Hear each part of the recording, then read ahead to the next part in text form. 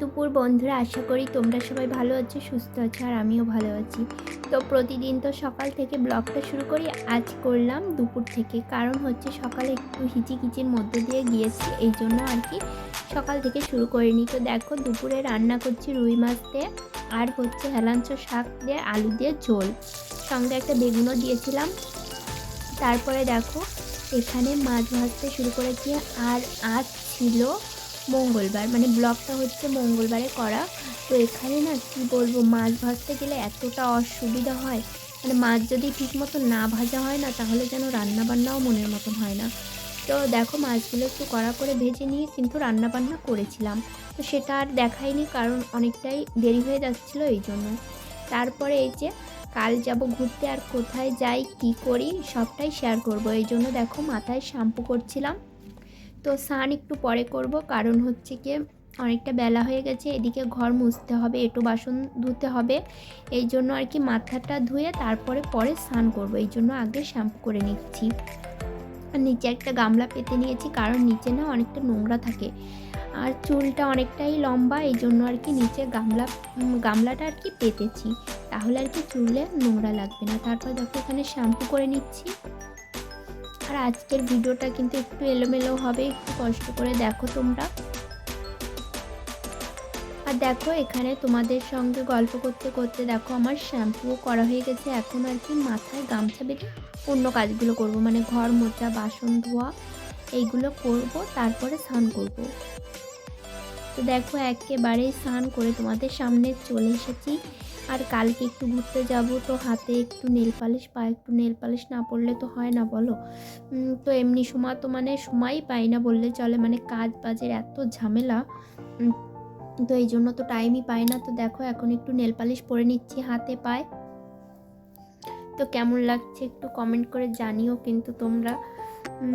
তো এখন দেখি কি করা যায়, মানে অন্য কাজবাজ করতে হবে। তার ভিতরে না কাকি এসে বলছে চলো বিস্কুটের কারখানায় যাই, কিছু বিস্কুট কিংবা টোস্ট যা পাই নিয়ে আসবো। তো দেখো এখানে টোস্টের কারখানায় চলে এসেছি। এখানে আর কি আমরা যে ভাঙা টোস্টগুলো বাদ যায় ওইগুলো আর কি কিনে নিয়ে যাই, মানে চাতে ভিজিয়ে খেতে না ভালো লাগে।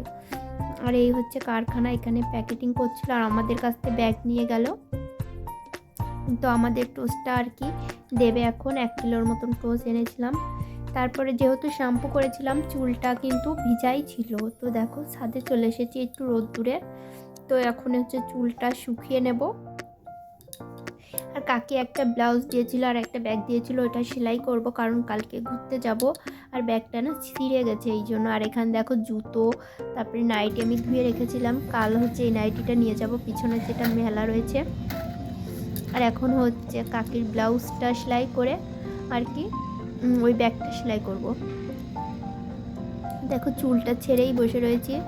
আর আমার ভিডিওতে তোমরা দেখতে পাবে আমি কিন্তু কখনোই চুল ছাড়ি না, মানে আমার একদমই ভালো লাগে না চুল ছেড়ে দিতে, মানে অস্বস্তিকর লাগে। আর পিছনে দেখো কাকু আর কাকি বসেছিল আর আমাকে ডাকছিল, ও হচ্ছে লেবু খেতে, মুসম্বি লেবু। আর এত টক কি বলবো, আমার মুখটা দেখেই বুঝতে পারছো ভীষণ টক। তো লেবুটা খেয়ে নিলাম। তারপরে দেখো রাত্রেবেলা আর কি সেই মানে যেই টোস্টটা নিয়ে এসেছিলাম ওটা এখন কৌটার ভিতরে ভরে রাখবো, না হলে কিন্তু নরম হয়ে যাবে, খেতে ভালো লাগবে না। আর এখানে 1 কিলো টোস্ট এনেছিলাম, 1 কিলোর দাম নিয়েছিল 50 টাকা।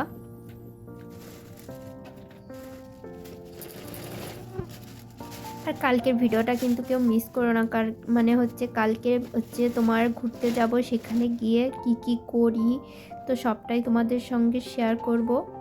আর দেখো এখানে একটা আমি খেয়ে নিয়েছিলাম, তো ভীষণ ভালো খেতে। তো শুভ সন্ধ্যা বন্ধুরা, দেখো এখন চা করছি। বর এসেছে কাজ থেকে, ওর খিদে পেয়ে গেছে, তো চা করছি। আর ওই যে যে টোস্টগুলো এনেছিলাম ওইগুলো দিয়ে খাবো।